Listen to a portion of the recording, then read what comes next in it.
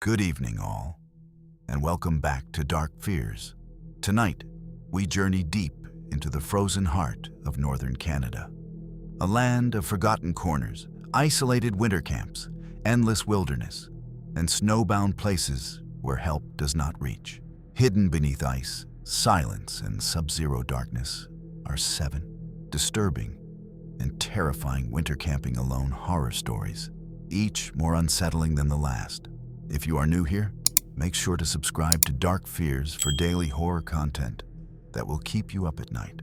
Hit that notification bell so you never miss when the darkness calls. Now, let us step into the shadows of northern Canada, where civilization ends and terror begins. My name is Ethan Cole, and this happened when I was 31 years old. I had always believed that winter camping was the purest form of solitude. No insects, no crowds, just snow, silence, and your own thoughts. That winter, I wanted to prove something to myself. I'd recently gone through a divorce, and the quiet of the city felt louder than any storm. I needed distance. From people, from noise, from memories that kept replaying at night. So I packed my gear and drove north, deeper into the Canadian backcountry than I'd ever gone alone. My plan was simple. 5 days, solo winter camping, no cell signal, no trails, just me and the land. I told exactly one person where I was going. That felt responsible enough. The first day was calm. The snow was thick but untouched, like the world hadn't been lived in yet. By sunset, I had my tent up near a frozen tree line, a small fire crackling beside me. The cold was brutal, but manageable. What I didn't know then was that I wasn't as alone as I thought. And the snow was already listening. That first night settled in faster than I expected. By the time I zipped myself into the sleeping bag, the temperature had dropped so low that every breath felt sharp, like glass in my lungs. The fire outside cracked and popped, then slowly dulled into a weak orange pulse. Snow pressed softly against the tent walls, the sound almost soothing. Almost. Sometime after midnight, I woke to silence so complete it felt unnatural. Even the wind was gone. I lay still, listening, counting my breaths. That's when I heard it. A faint crunch. Slow, deliberate, not the scattered sound of snow falling from branches, but the unmistakable rhythm of footsteps. Crunch, pause, crunch. My heart began to race. I told myself it was an animal. Moose, maybe, or a curious fox. Still, the steps didn't circle the camp. They stopped, right outside my tent. I held my breath, staring at the thin fabric inches from my face. Then, from the other side of the wall, something shifted its weight. The snow answered back with a deeper, heavier crunch. Whatever was out there, it was standing upright. I don't know how long I stayed frozen like that, listening. Seconds felt like minutes. My mind kept trying to rationalize what I'd heard, but my body didn't believe any of it. My hands were trembling inside my gloves, damp with sweat despite the cold. I slowly reached for my headlamp, careful not to make a sound, and switched it on. The light cut a weak cone through the tent wall. I could see nothing clearly, only vague shadows shifting where the fabric bowed inward slightly. That was wrong. Snow pressure doesn't move like that. Something was leaning close enough to change the shape of the tent. Then came the breathing. It was low, slow, and uneven, as if whatever stood outside was struggling to pull air into frozen lungs. Each exhale scraped against the fabric, sending vibrations through the thin material. I pressed my hand over my mouth, terrified that it could hear me. Suddenly, the breathing stopped. And in its place, I heard something far worse. A quiet imitation of my own breath echoing back at me. That was the moment panic truly set in. Whatever stood outside wasn't just listening, it was learning. My chest burned as I fought the urge to scream, to run, to do anything but lie there helpless. I forced myself to stay still, reminding myself that predators react to movement. If it thought I was asleep, maybe it would leave. Minutes dragged by in unbearable silence. No footsteps, no breathing, just the soft creak of frozen trees in the distance. Eventually, exhaustion pulled me under despite my fear, like my body shut down to protect itself. I jolted awake sometime later to a dull thud. Snow slid down the side of the tent as something heavy moved away. I unzipped the door just enough to peek outside. The fire was gone. Not burned out, gone. Scattered snow covered the pit as if someone had deliberately buried it. And leading away from my campsite were deep footprints, far too wide and evenly spaced to belong to any animal I knew. They didn't wander randomly. They led straight into the forest and stopped, as if whatever made them simply vanished into the trees. By morning, the fear hadn't faded. It had hardened into something heavier, something that sat in my stomach like a stone. I told myself to pack up and leave. That was the smart choice. But pride has a quiet way of overruling instinct. I convinced myself that whatever had happened was a one-time encounter, an animal behaving strangely, or my mind filling in gaps left by exhaustion. The daylight made the forest look harmless. Sunlight reflected off the snow so brightly it hurt my eyes. Birds even chirped somewhere in the distance, as if nothing unnatural had happened at all. Still, the footprints from the night before were gone, filled in by drifting snow. That bothered me more than if they'd remained. I spent the day reinforcing my camp, setting up noise traps with spare cookware and string, keeping my axe within arm's reach. Every sound made me flinch. Every shadow between the trees felt closer than it should have been. As evening fell again, the temperature dropped fast. The silence returned, and with it came the overwhelming feeling that night wasn't just coming back. It was waiting for me. That second night was worse because I was awake for it. I didn't sleep at all. I sat upright in my sleeping bag, headlamp off, listening. Hours passed.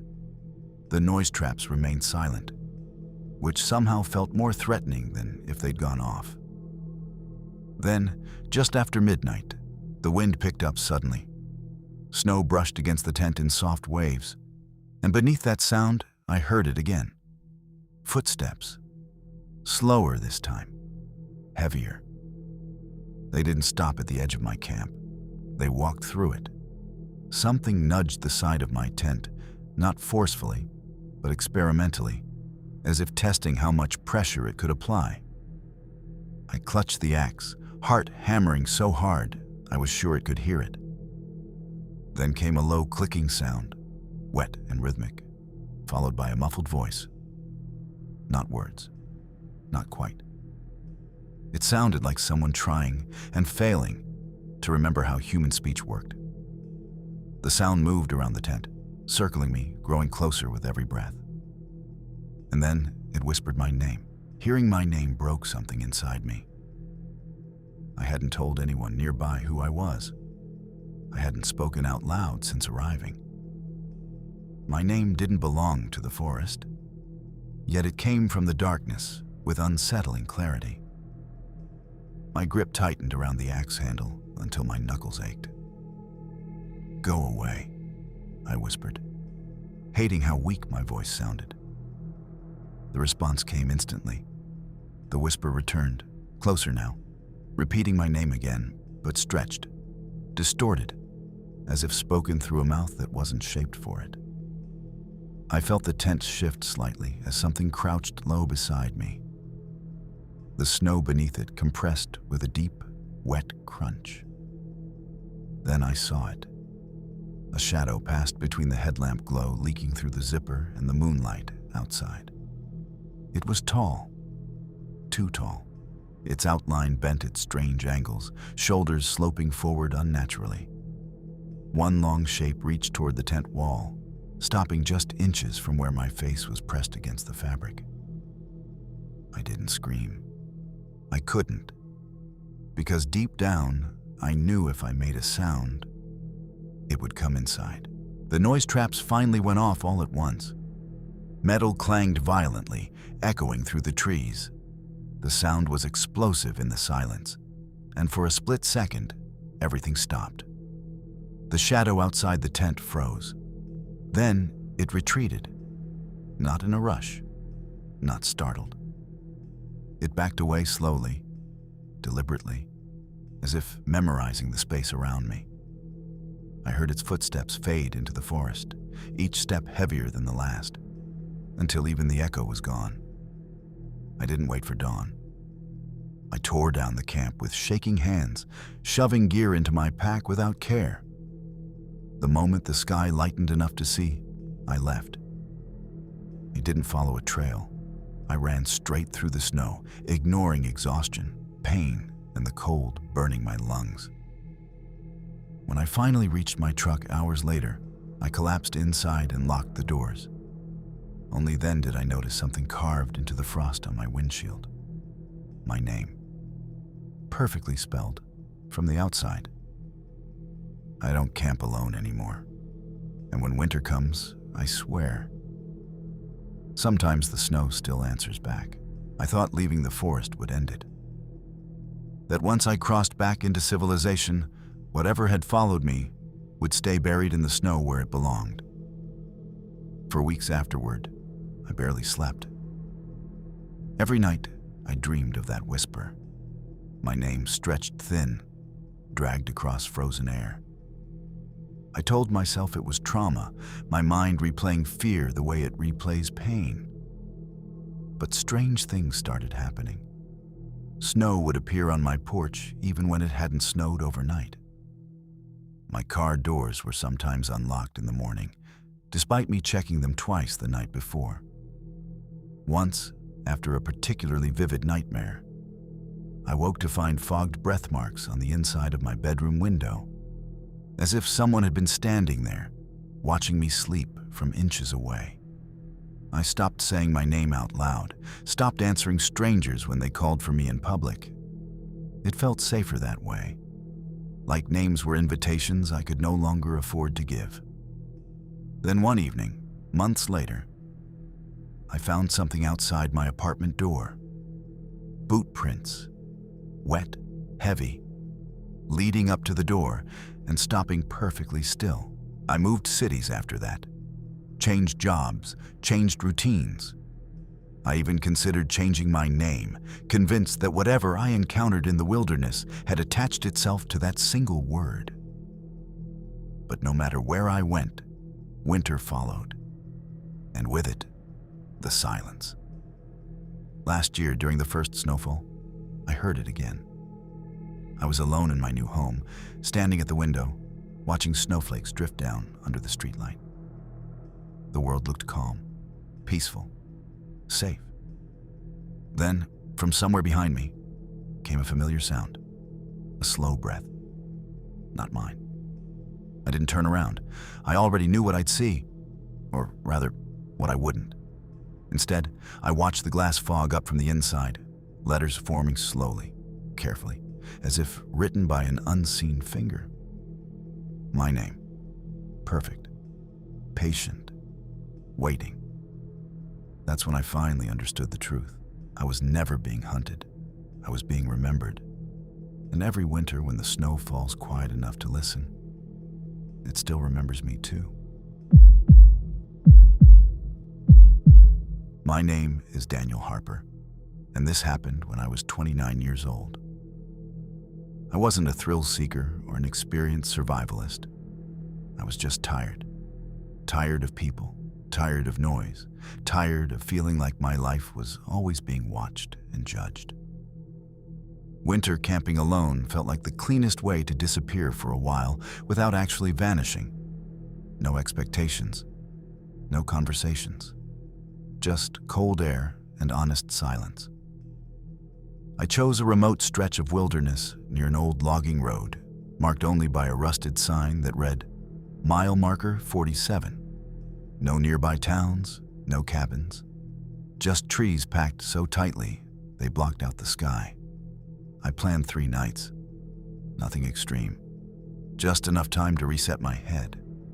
The first day went smoothly. I hiked in before dusk, set up my tent near the tree line, and marked my path with bright tape so I wouldn't lose my way back. The cold crept in fast, but it was manageable. The silence was deep, comforting even. What I didn't realize was that the silence wasn't empty. It was holding its breath. That night, the temperature dropped harder than forecasted. My breath crystallized inside the tent, frost forming along the seams like white veins. I lay on my back, staring at the ceiling, listening to the faint tick of ice shifting in the trees. It sounded almost mechanical, like something counting time. Sometime after midnight, I noticed a light. At first, I thought it was a star slipping between branches, but it was too low, too steady. A dull yellow glow flickered deep in the forest, far from where any road should be. I unzipped the tent just enough to peer out. The light moved, slowly, smoothly, as if carried by someone who knew the terrain well. It drifted between the trees without crunching snow, without breaking branches. No sound followed it. That was the part that made my stomach tighten. I almost called out. Almost. Then the light stopped, and from the darkness around it, other lights began to appear, one by one, spreading through the trees in a wide, silent arc. They weren't approaching. They were surrounding me. I stayed perfectly still, afraid that even the sound of my breathing might draw attention. The lights didn't flicker like lanterns in wind. They pulsed, soft, rhythmic, almost synchronized. I counted 7 of them at first, then 9, then more, as my eyes adjusted. They kept a careful distance, never crossing the tree line into my camp, like an invisible boundary existed between us. I told myself it had to be other campers. Maybe a group hiking late, maybe headlamps distorted by snowfall. But no voices carried through the forest. No laughter, no calling out. Just that suffocating quiet, broken only by my heartbeat pounding in my ears. One of the lights shifted closer, stopping behind a thick stand of trees. I could sense it watching me, studying the tent, the fire pit, the gear I'd left outside. The fear wasn't sharp anymore. It was heavy, pressing down on my chest. Then the light dimmed slightly, as if lowered. And I realized with horror that it wasn't floating at head height. It was much lower. Whatever held it was crouching. That's when the tracks appeared. I hadn't heard anything approach, no crunch of snow, no snapping branches. But suddenly, fresh impressions formed just beyond the fire pit, as if the snow itself was being pressed down by unseen weight. They weren't boots. They weren't animal prints either. The shapes were long, uneven, with drag marks at the ends, like something that didn't quite lift its feet when it moved. The lights shifted again, rearranging themselves with deliberate precision. They were coordinating, testing reactions. I felt like prey being sized up, my camp a lit stage in a dark auditorium. I grabbed my bear spray and knife, hands shaking so badly I nearly dropped both. I wanted to scream, to run, to do anything to break the spell, but instinct told me movement would be a mistake. Then a sound drifted through the trees. A low hum, not mechanical, not human. It resonated through the snow and into my bones, and the lights pulsed brighter in response. as if answering a signal I was never meant to hear. The humming grew stronger, vibrating through the frozen ground beneath me. My teeth chattered, not just from the cold, but from a deep, instinctive terror I couldn't reason away. I slowly reached out and doused the fire, smothering the flames with snow. The sudden darkness felt dangerous, but being visible felt worse. For a moment, nothing happened. Then the lights shifted inward. They moved closer to my camp, gliding through the trees without disturbing a single branch. The snow beneath them remained untouched, as if whatever carried those lights wasn't bound by weight the way I was. One light rose slightly, then another, adjusting heights as if correcting posture. That's when I noticed the spacing. They were forming a shape, a wide arc, a half circle closing in on my tent. My chest tightened as I realized there was a gap directly behind me, toward the deeper forest. Not an escape route, a funnel. The humming changed pitch, becoming sharper, almost curious. And somewhere close, just beyond my sight, something inhaled slowly. The sound wasn't loud. It didn't need to be. I couldn't stay still anymore. Survival instincts took over. I burst from the tent and ran, straight into the gap they'd left for me. Snow tore at my legs as I crashed through underbrush, my headlamp bouncing wildly. Behind me, the humming spiked, no longer steady but excited. The forest felt wrong. Trees blurred together, distances stretching unnaturally. I ran far longer than I should have without reaching the logging road. My lungs burned, my legs screamed, but fear kept me moving. Then the lights appeared again, ahead of me, blocking the path. They emerged silently between the trees, closer now, brighter, revealing just enough to see vague shapes behind them, tall, thin forms bending at impossible angles. I skidded to a stop, heart hammering. One light lowered until it hovered inches above the snow. Beneath it, I saw movement. Not feet, but something sliding, dragging itself forward. The humming stopped. In the sudden silence, something spoke, not in words, but in rhythm. It matched the beat of my heart and waited for me to answer. I don't know what made me do it, but I forced myself to slow my breathing. The rhythm pulsing in the air seemed to respond instantly, shifting to match me again. Panic spiked. It wasn't just hearing me. It was sinking, learning. I held my breath, lungs screaming, and the rhythm stuttered, then stopped. The lights dimmed. For a brief moment, the forest felt hollow, like something had stepped out of it. I took a careful step back, then another. Snow crunched under my boots, loud as a gunshot. The lights flared brighter in response, and the tall shapes behind them leaned forward, joints bending the wrong way. I turned and ran again, this time blindly, crashing downhill. I fell hard, rolling through snow and ice until my pack slammed into a tree. Pain shot through my shoulder, but I didn't stop. I crawled, then staggered, then ran again. At last, through the trees, I saw it, the logging road, and beyond it, my truck. I didn't look back. I didn't need to. I could feel them counting my steps. I reached the truck and tore the door open. Fumbling the keys so badly, I dropped them twice into the snow. When the engine finally turned over, I slammed the accelerator, tires spinning uselessly before catching. The headlights swept across the trees and froze. Along the edge of the road, the lights were lined up in a perfect row, not floating now. Mounted, each one sat atop a thin, pale shape that blended too well with the snow to see clearly. No faces, no features, just upright forms, still as fence posts. They didn't chase me. They didn't move at all.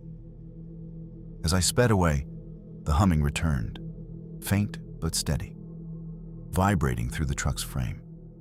The radio crackled on by itself, spitting out static that pulsed in the same rhythm. I drove for hours without stopping, terrified the engine would die. When I finally reached a town, dawn was breaking. The humming stopped. But even now, years later, whenever I pass a long, empty road in winter, my chest tightens. Because sometimes, far off in the snow, I swear I see a light dip low. As if something is crouching, waiting. The weeks after that drive were the worst. I tried to convince myself it had been hallucinations, snow reflecting light oddly, exhaustion amplifying fear. But logic didn't hold against memory. The rhythm of the humming, the light's precise movements, they haunted me in the quiet of my apartment. I couldn't sleep with windows open, couldn't walk streets without scanning shadows between parked cars. Then came the first snowfall in my city. I stood at my window, half expecting nothing. But outside, across the white streets, a single light pulsed in the distance.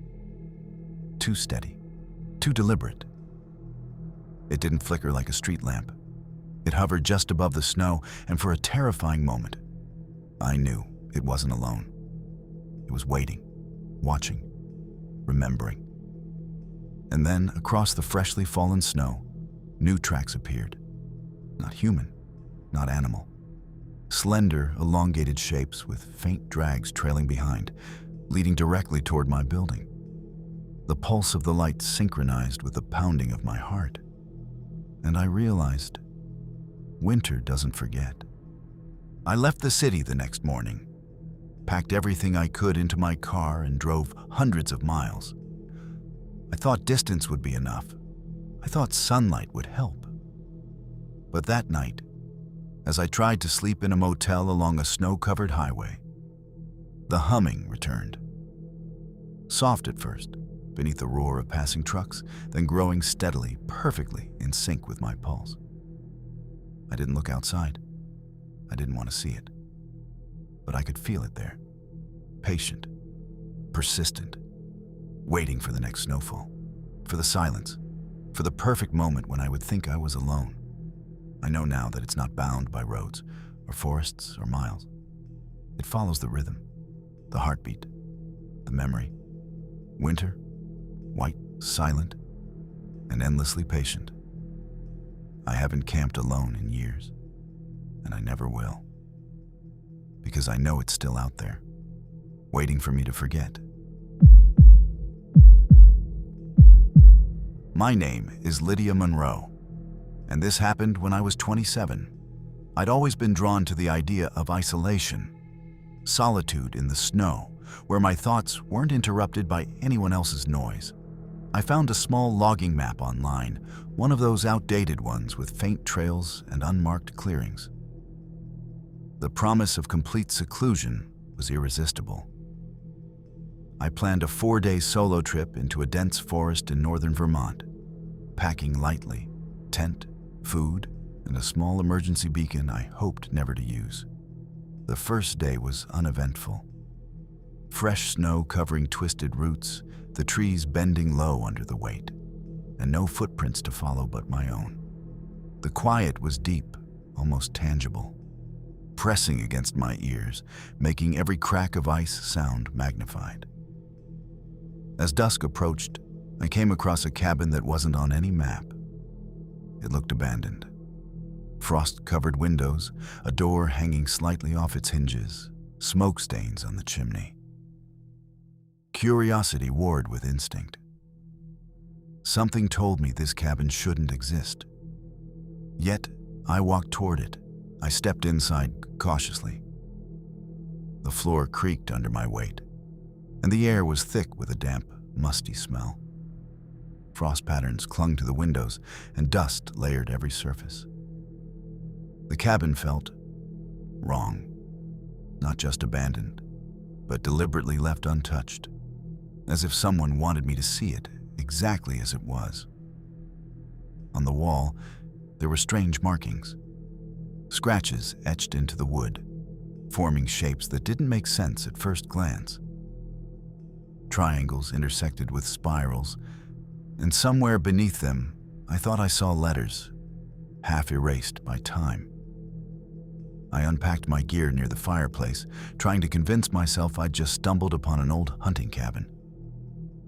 But the deeper I looked, the more I realized the place wasn't natural. There was a weight in the air, something that didn't belong to the cabin itself. Something alive, but unseen, moving just beyond the edge of vision. I told myself it was nerves. It had to be. Yet, from the far corner of the cabin, a faint scratching sound answered. The scratching grew louder over the next hour, moving from one corner to another, stopping just beyond the edge of my vision.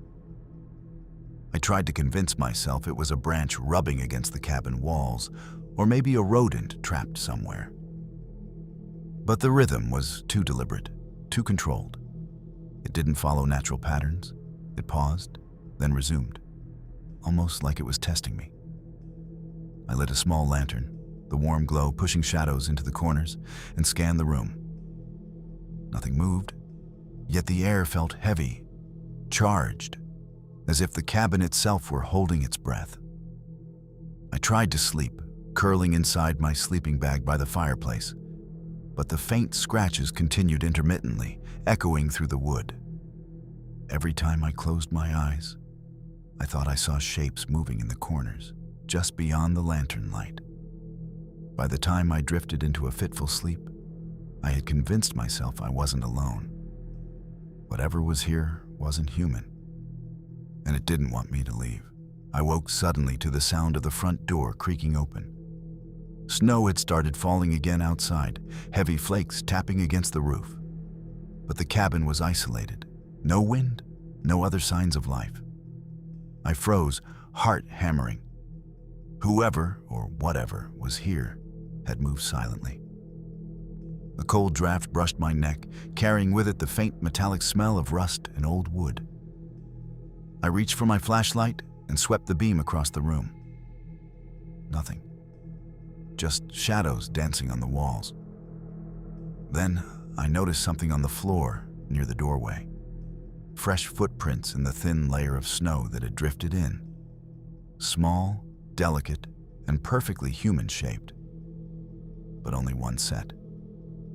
The footprints stopped just inside the cabin. They didn't continue, as if the person had vanished into thin air. I backed against the fireplace, shaking. The feeling of being watched intensified, prickling my skin. That's when I heard it. A whisper. Low, raspy. Not a word I recognized, but unmistakably directed at me. I couldn't take it anymore. I grabbed my pack and swung open the cabin door, expecting to face an empty clearing blanketed in snow. But the forest outside had changed. The trees were closer together, darker, almost leaning inward like they were watching me. The snowfall was heavier than before, but it didn't touch the ground normally.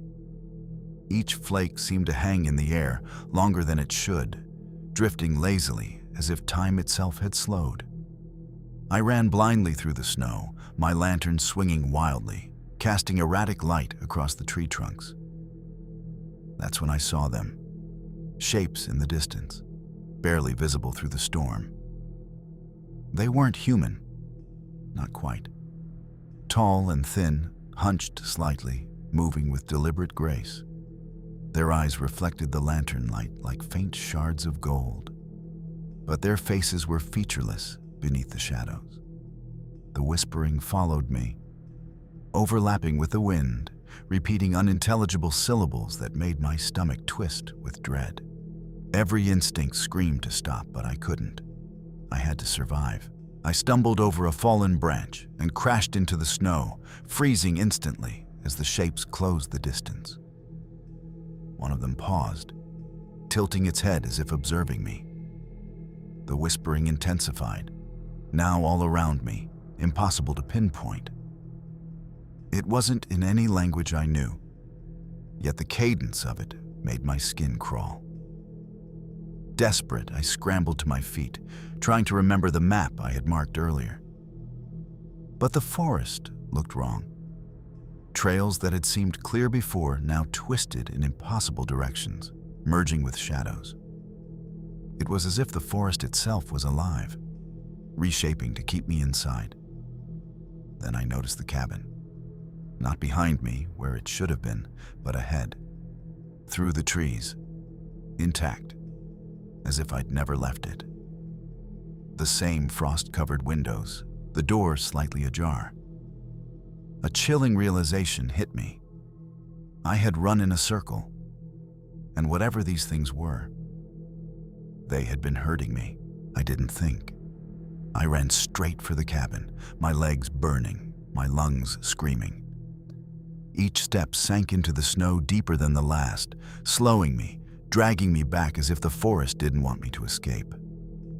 The whispering surrounded me now, closer, louder, and yet eerily synchronized with the crunch of my boots. It mocked me, measured me, predicted me. When I reached the cabin, I flung the door open and stumbled inside. Everything was exactly as I had left it. The floorboards, the frost on the windows, the markings on the walls. But the air had shifted. The sense of being watched was stronger, suffocating. I backed into a corner, shaking, clutching my pack like a shield. Then I saw it.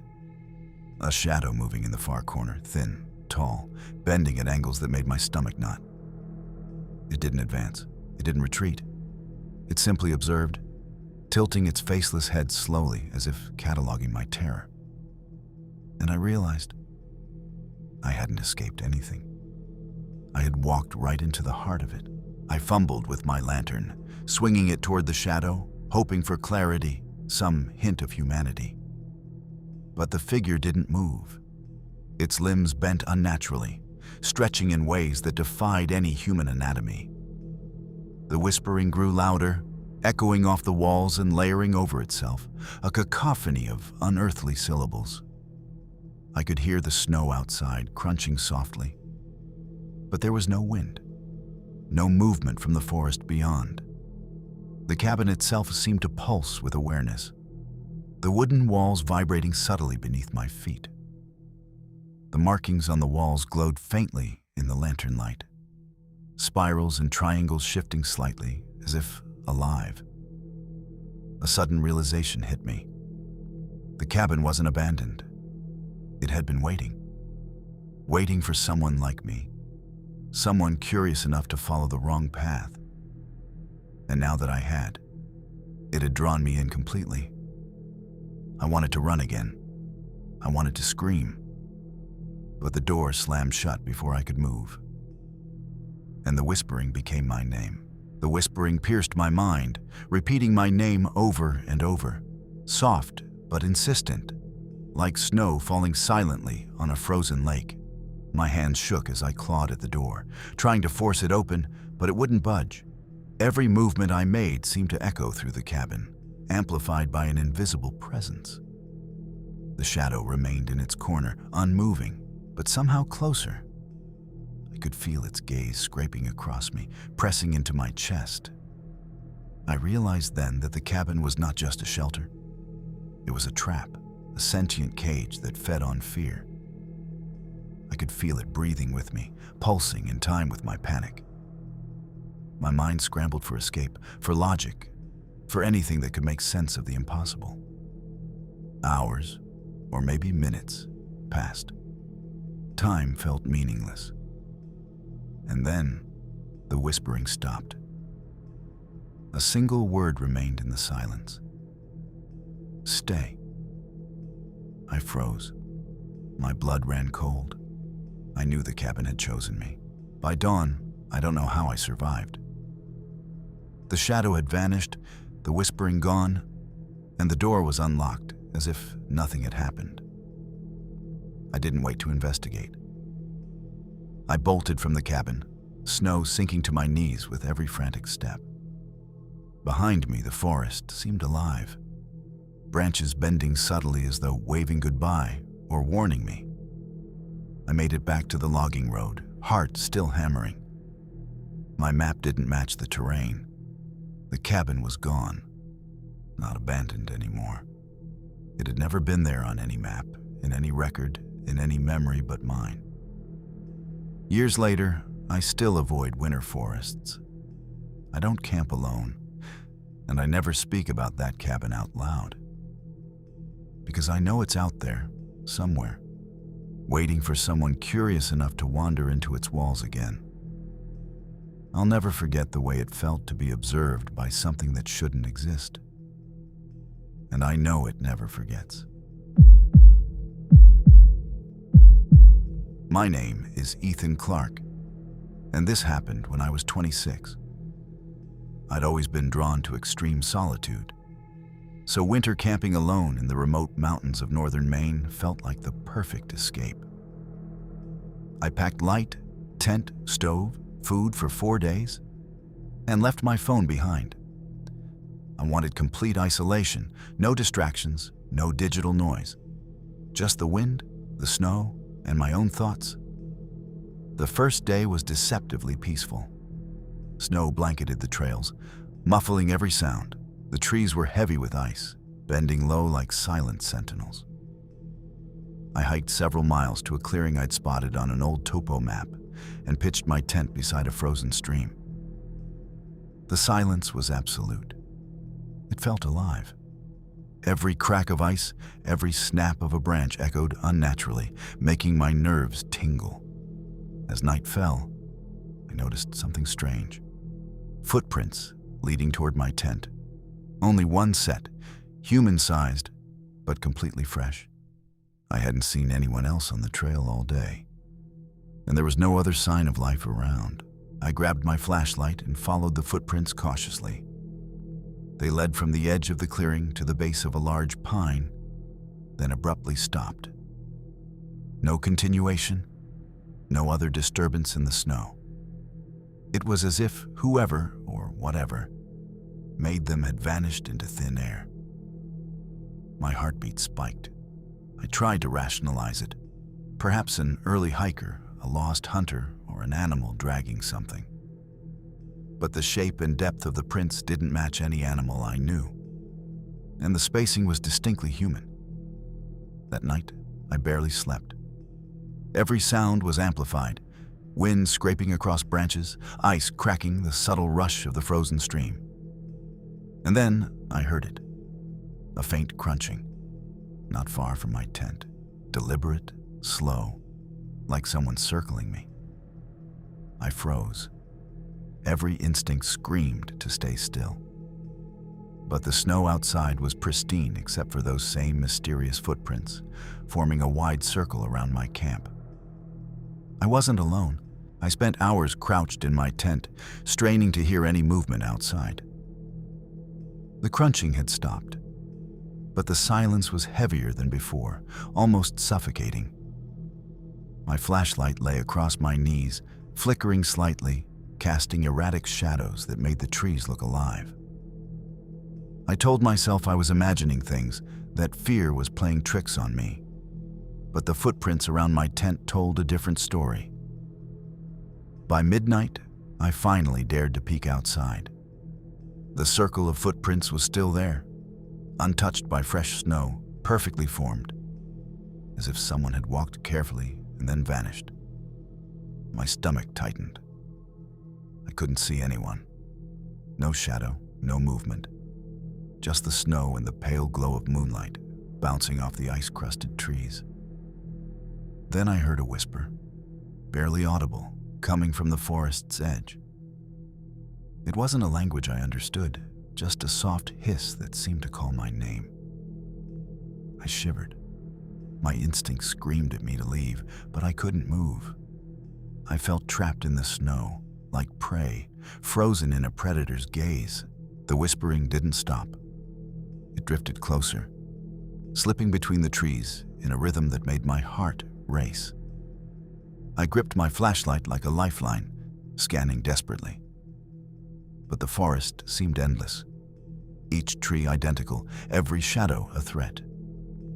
I considered leaving immediately. but my pack and supplies were inside the tent, and stepping into that darkness without preparation felt like certain death. I tried shouting, calling out, but my voice was swallowed instantly by the vast silence.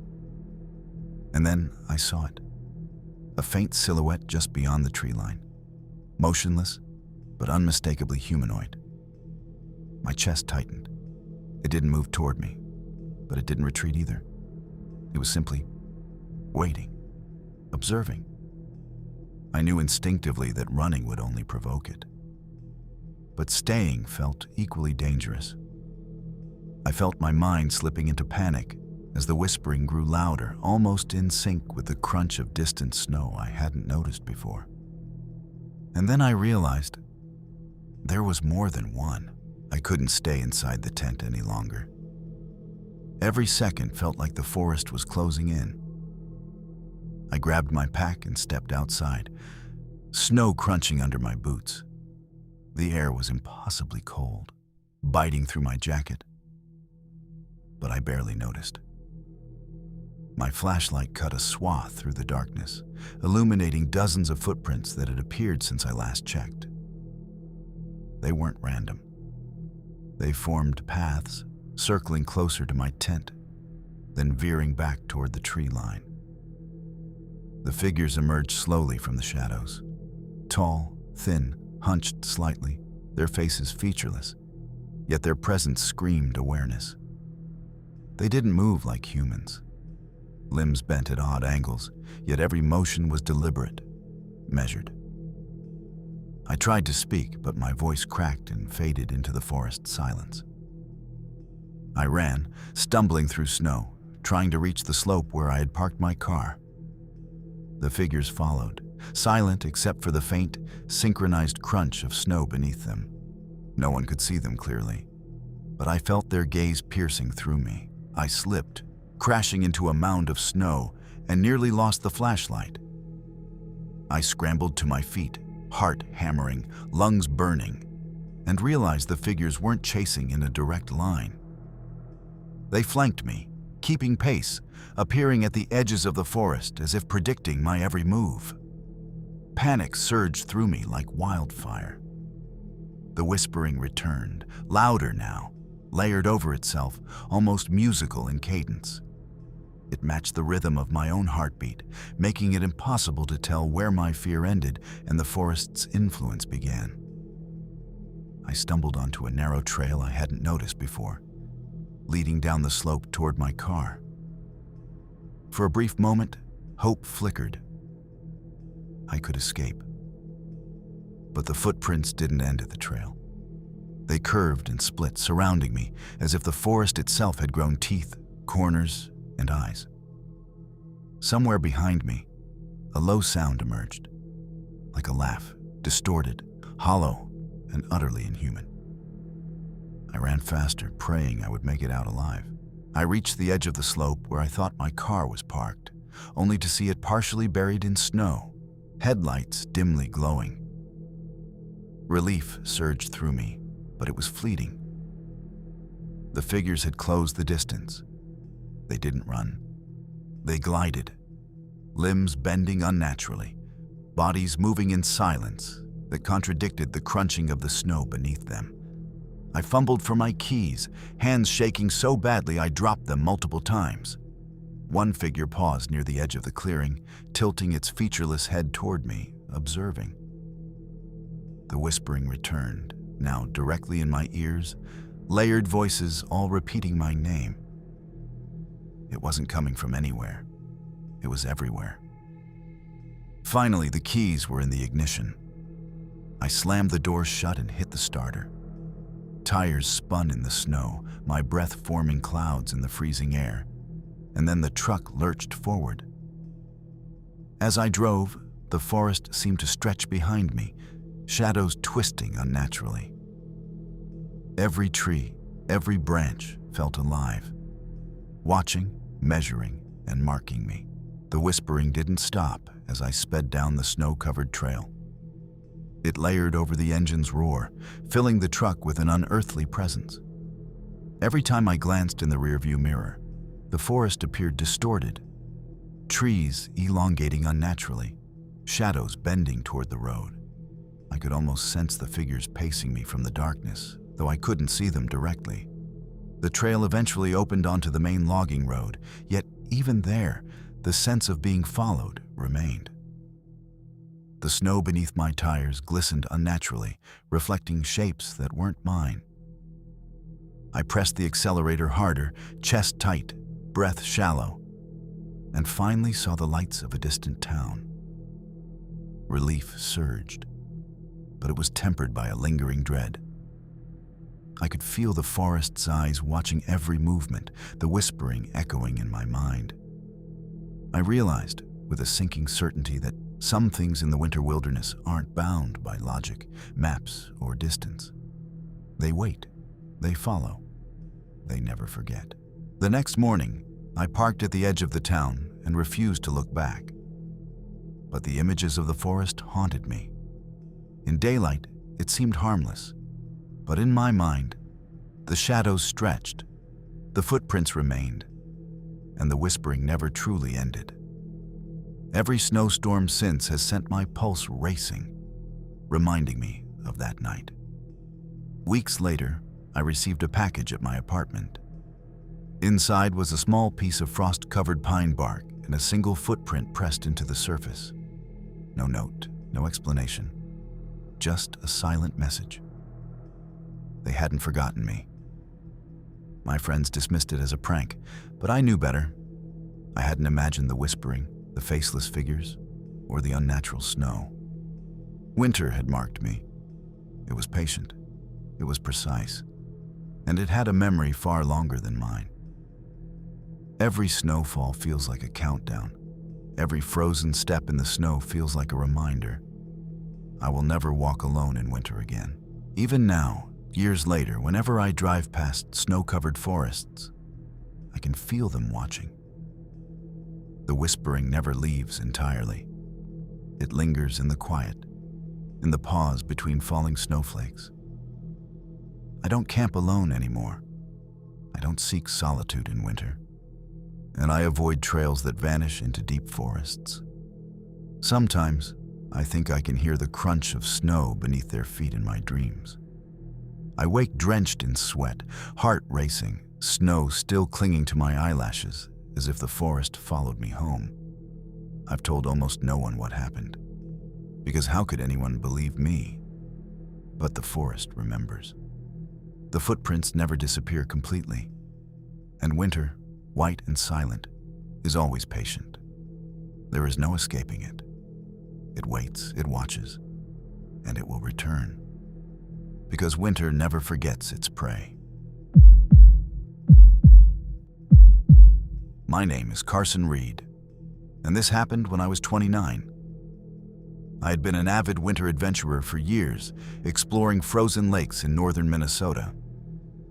That year, I decided to attempt a solo ice fishing and camping trip on Lake Vermilion. I packed lightly: tent, thermal gear, and a few days' worth of supplies.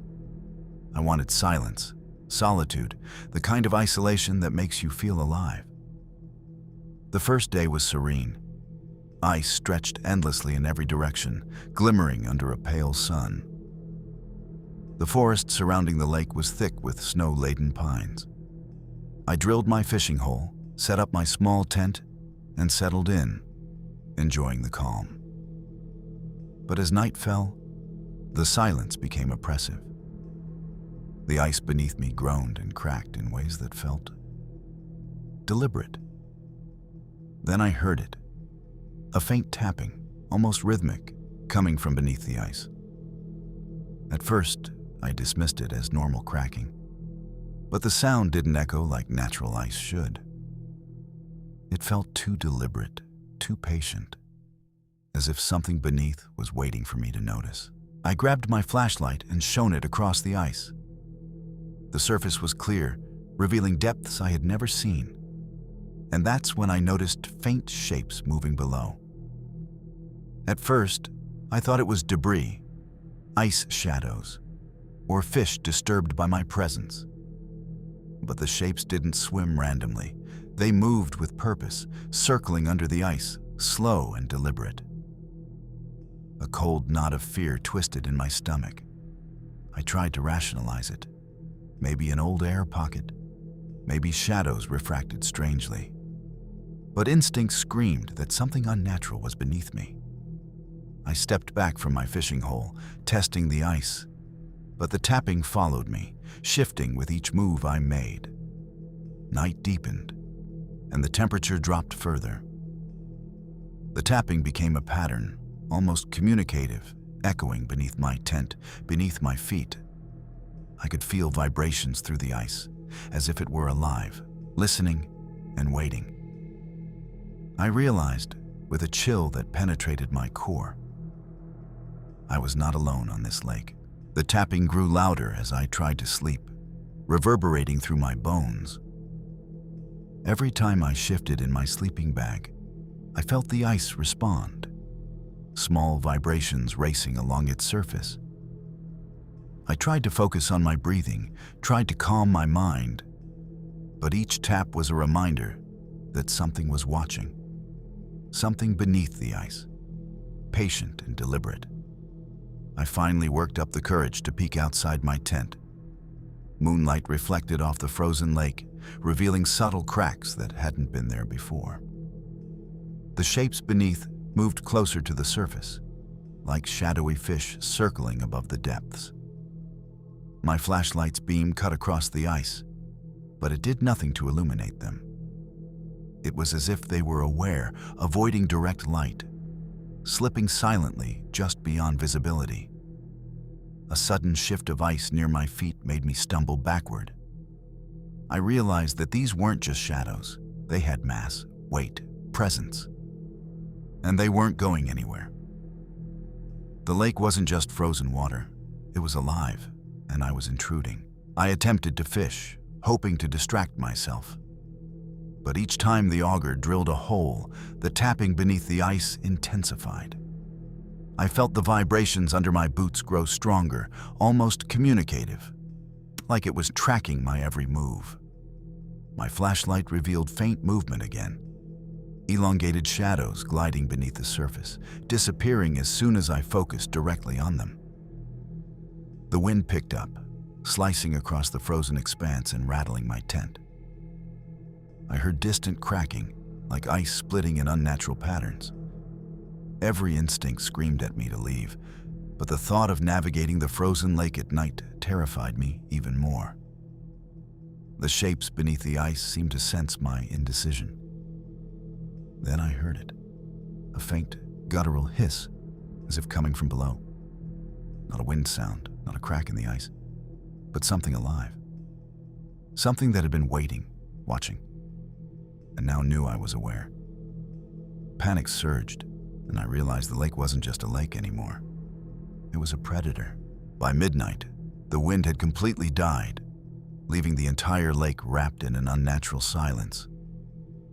That silence made the sounds beneath the ice even clearer. The tapping had changed now. It was slower, deliberate, almost like something knocking from below. I stepped outside my tent again, my breath fogging the freezing air.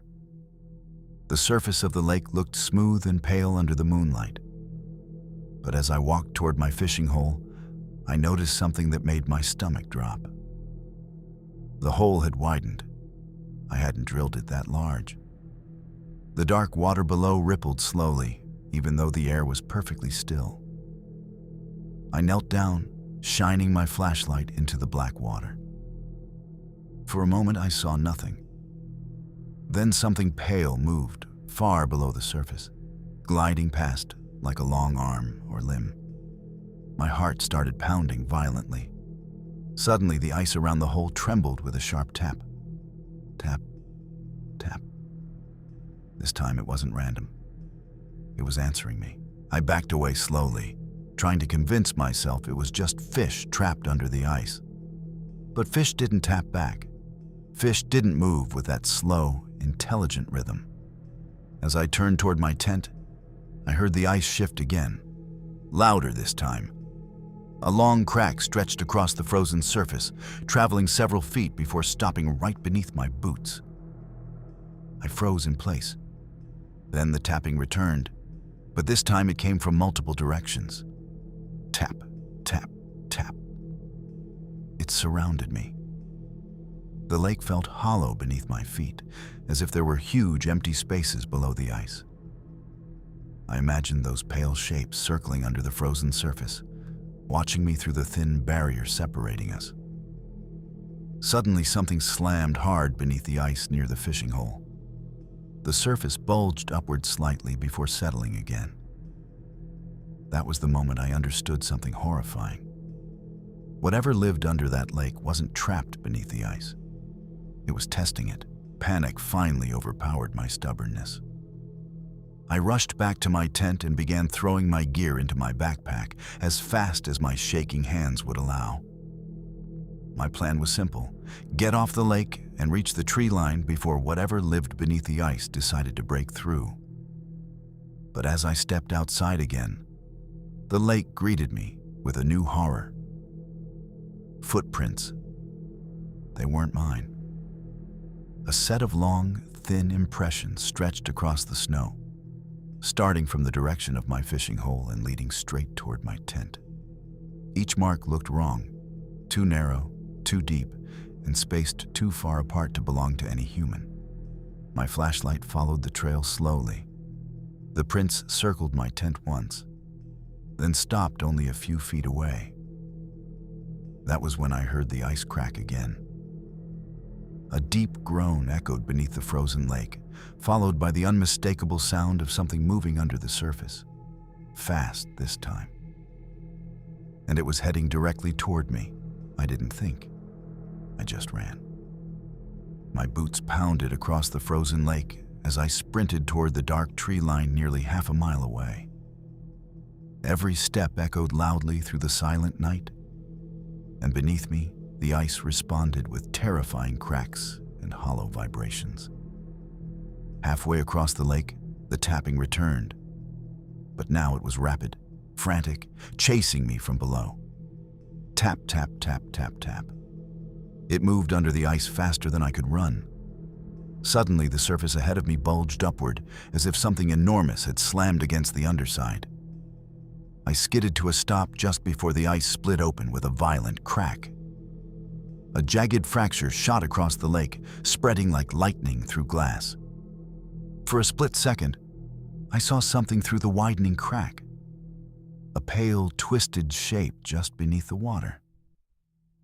Long fingers pressing against the underside of the ice. Then the crack snapped shut again. But the creature was still following me. By the time I reached the tree line, my lungs felt like they were burning from the freezing air. I collapsed against the trunk of a pine tree, gasping, trying to listen past the pounding of my own heartbeat. Behind me, the lake stretched wide and silent under the moonlight, as if nothing had ever happened. For a few seconds, everything was still. Then the ice groaned. A deep, echoing crack rolled across the frozen surface, followed by another violent impact from below. The center of the lake bulged upward again, the ice bending unnaturally before settling back into place. Even from that distance, I could hear the tapping continue, slow now, patient, like something disappointed that its prey had escaped. I stayed hidden in the trees for nearly an hour, too terrified to move. Eventually, the sounds faded. But as I prepared to leave, I noticed something that froze my blood again. A fresh set of those long, thin footprints had appeared, leading from the lake into the forest. I didn't follow the footprints. I didn't want to know where they led. I packed my gear in silence and drove away before sunrise, leaving the frozen lake and the dark forest behind me. For weeks afterward, I tried convincing myself there had to be a logical explanation. Maybe shifting ice. Maybe large fish trapped below the surface. Maybe my mind exaggerating things in the cold and darkness. But none of those explanations accounted for the footprints, or the tapping that answered me, or the pale shape pressing against the underside of the ice. Months later, curiosity got the better of me. I searched online for that lake, wondering if anyone else had experienced something similar. What I found instead made my stomach drop. 2 years earlier, a solo ice fisherman had vanished on that exact lake. His tent was discovered, but the ice around his fishing hole had been broken from below, and no one ever found his body. My name is Daniel Harper, and this happened 3 winters ago when I decided to do something I had always dreamed of. Winter camping alone in the deep backcountry of northern Montana. I had been camping for years, and solitude in nature was something I genuinely enjoyed. Snow-covered forests, frozen rivers, and the quiet that winter brings always felt peaceful to me. That January, I chose a remote trail nearly 15 miles away from the nearest town. The forest there was known for its untouched beauty and endless pine trees stretching across the mountains. My goal was simple: spend 3 nights alone in the wilderness, photograph the frozen landscape, and enjoy the silence. The first day went perfectly. I set up my small winter tent near a frozen clearing surrounded by tall trees. I gathered firewood, started a small campfire, and watched the sun sink behind the mountains as snow began drifting softly through the air. That was when I noticed something strange. Far in the distance, through the trees, I saw another fire burning. At first, I assumed it was another camper. That wouldn't have been unusual during the summer, but in the middle of winter, deep in a remote forest like this, it felt odd. Most people avoided this trail when snow covered the mountains. I stood there watching the distant glow flicker between the trees. The fire seemed far away, maybe half a mile through thick forest. But the strange part was how steady it burned. No movement around it, no voices, no flashlight beams, just a silent orange flame glowing in the darkness. I even shouted once, just to see if anyone would respond. "Hey, anyone out there?" My voice echoed through the trees and disappeared into the night. No reply came back. For a moment, I considered hiking over to say hello.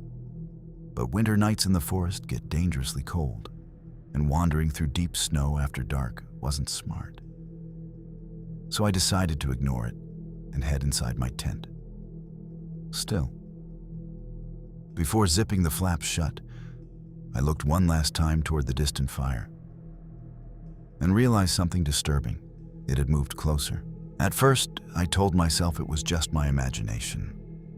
Firelight can play tricks in the dark, especially when you're staring through thick trees and falling snow. But the more I looked, the more certain I became that the glow had definitely shifted closer. It wasn't a huge difference, maybe a few 100 feet. But in a forest, this quiet movement like that didn't make sense. A fire doesn't just relocate on its own. Someone had to be carrying it. I stepped away from my tent and walked to the edge of the clearing, trying to get a better view between the trees. The orange glow flickered steadily, hidden behind a cluster of tall pines. I strained my ears, hoping to hear voices or the sound of someone chopping wood. Nothing. The entire forest was silent, except for the faint crackle of my own campfire behind me. Then something even stranger happened. The distant fire dimmed for a moment, then flared brighter, as if someone had just added fresh wood. I went back to my own fire and tried to ignore it, but my curiosity wouldn't let go. Every few minutes, I found myself glancing toward the trees again. The strange campfire continued to burn, its glow flickering steadily in the darkness. After about 20 minutes, I noticed something that made my stomach tighten. The glow was bigger now, not dramatically, but enough that I could clearly see the orange light reflecting on nearby tree trunks. That meant the fire had definitely moved closer. But there was still no sound. No footsteps in the snow, no branches snapping, no voices. Just that silent fire drifting through the forest, like a slow-moving star. My instincts started screaming that something wasn't right. Fires don't travel quietly through deep snow, and no camper would wander around the woods carrying a burning fire like that in the middle of the night. That was when a cold thought crept into my mind. What if it wasn't a campfire at all? I finally decided I needed to figure out what I was looking at. Sitting there imagining things would only make it worse. So I grabbed my flashlight and walked a few steps away from my own campfire, stopping at the edge of the clearing again. The orange glow was definitely closer now. Through the trees, I could see it flickering about 200 feet away. But something about the light looked wrong. It wasn't spreading across the ground like a normal fire would. Instead, the glow seemed contained, almost floating at a single height above the snow. I narrowed my eyes and tried to focus. For a moment, the fire shifted behind a tree trunk, and I caught a clearer glimpse of it. My heart skipped a beat. It wasn't sitting on the ground. The flame was suspended roughly 4 feet above the snow, swaying slowly from side to side like it was being carried by something moving through the forest. And whatever was carrying it was walking directly toward my campsite. I quickly killed my flashlight and stepped backward toward my tent. Instinct told me not to draw attention to myself. If someone was out there wandering the woods at night with a torch, I didn't want them spotting me first. My campfire suddenly felt too bright, too obvious. I grabbed a shovel and threw a layer of snow over the flames, dimming the light until only faint embers glowed on the ground. The clearing instantly fell into darkness, illuminated only by moonlight and that strange floating fire drifting closer through the trees. Now that my own fire was gone, I could see it more clearly. The flame swayed slowly, left and right, moving between the trunks like a lantern carried by someone walking. But I still couldn't see a body or hear footsteps. Then it stopped, right at the edge of the forest. For a long moment, the floating flame just hovered there in the darkness, as if whatever was carrying it was staring directly at my tent. I stayed perfectly still beside my tent, barely breathing. The floating flame remained at the edge of the forest, flickering softly between the dark tree trunks. Without my own campfire burning, the forest had become painfully quiet. Even the wind seemed to have stopped. Minutes passed. The flame didn't move, but something about that silence made my nerves tighten. If someone was standing out there holding a torch, they should have made some kind of sound, breathing, shifting their feet, crunching the snow beneath them. Yet the forest remained completely still. Then the flame suddenly lifted higher. Not by much, maybe a foot or two, but enough to make my heart lurch. It tilted slightly, swaying as if something had raised an arm. And that was when I noticed a shape behind it. At first, it looked like a shadow moving between the trees. But as the flame flickered, the outline became clearer. Something tall was standing there, far taller than any person should be. The figure slowly stepped forward into a patch of moonlight, and my stomach dropped. It wasn't human. The thing holding the flame was impossibly thin. Its limbs stretched long and unnatural like twisted branches. The firelight revealed pale gray skin that looked almost bark-like in texture. Its arm extended outward, holding the flame at the end of what looked like an elongated hand. But the worst part was its height. Even hunched slightly, The creature towered over the surrounding bushes, easily 8 or 9 feet tall. I felt a wave of cold panic spread through my chest. Every instinct screamed at me to run, but my body refused to move. I was frozen there, staring into the forest as the creature slowly tilted its head. The flame in its hand flickered wildly. Then it took another step closer to the clearing. And suddenly, I realized the horrifying truth. That wasn't a campfire wandering through the woods. It was bait. The moment that thought hit me, my body finally snapped out of its frozen panic. I turned and dove into my tent, grabbing my backpack and stuffing whatever gear I could reach inside. My hands shook so badly that I dropped my flashlight twice before managing to zip the bag closed. Outside, I could hear the faint crunch of snow now.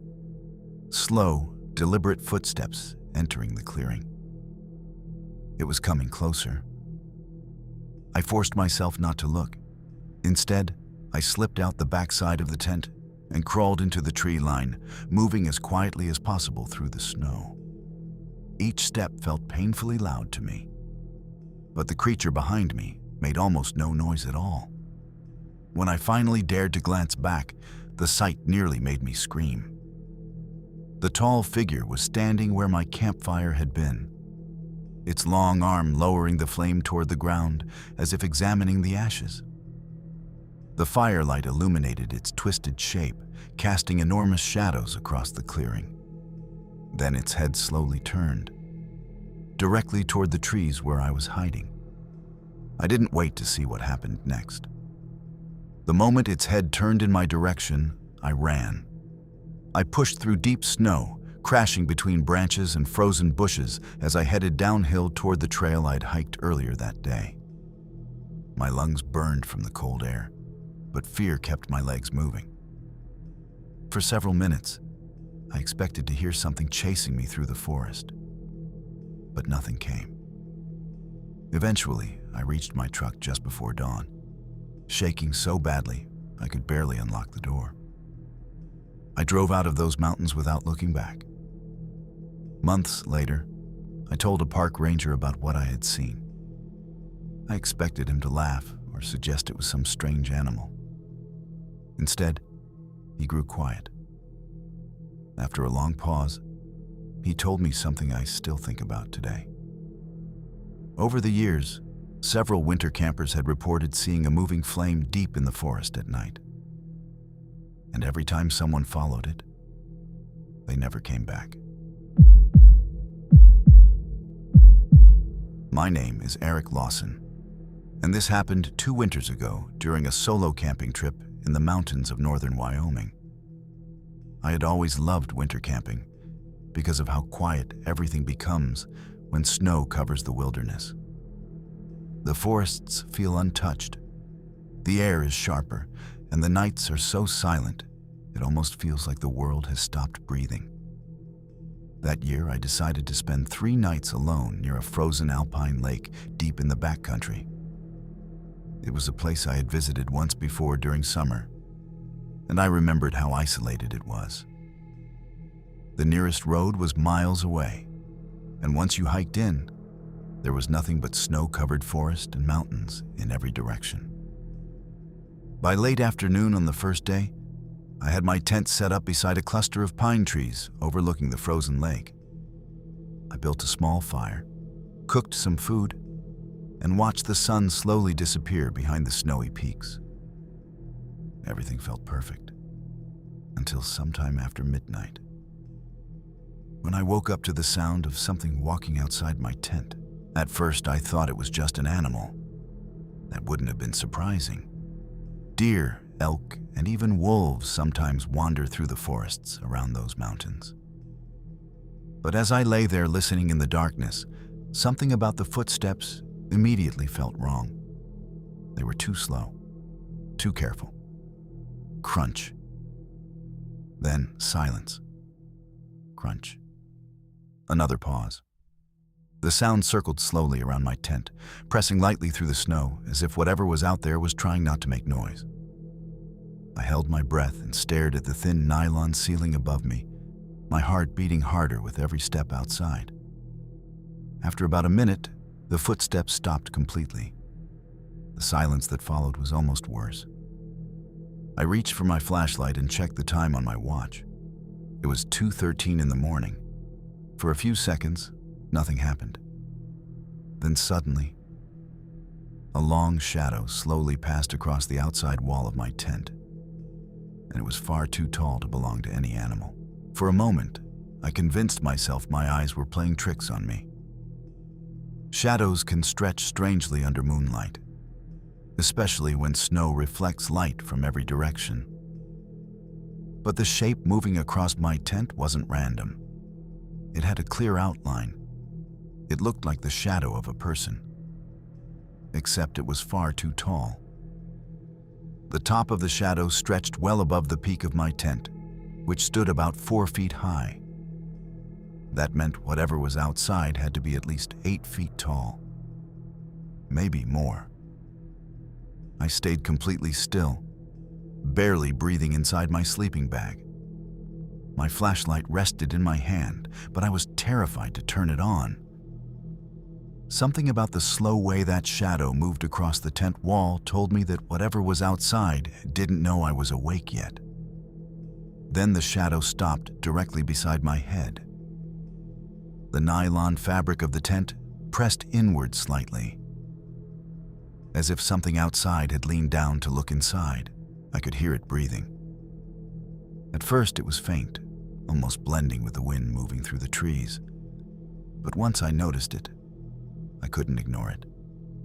Slow, heavy breaths, right outside the tent wall, only inches away from my face. My mind raced through possibilities. Maybe it was a lost hiker, someone tall wearing heavy gear, someone who had seen my campsite and come to investigate. But that idea didn't make sense. If it were another camper, they would have called out or knocked on the tent. No one stands silently outside a stranger's shelter in the middle of the night. The breathing continued for several seconds. Then the tent wall slowly pushed inward again. A long shape slid across the nylon surface from the outside, stretching downward in a way that looked disturbingly like fingers pressing against the fabric. But the fingers were wrong. They were far too long, and there were too many of them. I tried to convince myself it was a dream. That rational part of my mind told me no creature could be that tall, that silent, and that precise in the middle of a snowy forest. But the slow, deliberate pressure on my tent wall told a different story. My hands were shaking so badly I could barely hold my flashlight. I wanted to turn it on and face whatever was there, but fear pinned me in place. Then the shadow moved. Not across the tent this time, but upward, stretching higher than the top of my tent. The wall creaked and rippled as the shape pressed down on it, and I felt the cold air brush against my face through the thin fabric. Every instinct screamed at me to run, but I couldn't leave. I was trapped inside, listening to something monstrous observing me. Suddenly, the breathing stopped. Complete silence fell over the clearing, so heavy it almost pressed in on me. And then a whisper, low, guttural, almost human, slid under the tent flap. The whisper repeated, almost like it was trying to communicate. I couldn't make out the words, but the tone sent chills down my spine. It sounded like a mixture of breath and growl, an animalistic rhythm that carried an intelligence behind it. I backed away slowly inside my tent, pressing myself as far from the wall as possible. Every movement made the shadow shift slightly, tracing my movements with impossible precision. I realized then that the creature wasn't just standing there. It was observing me, waiting, testing me.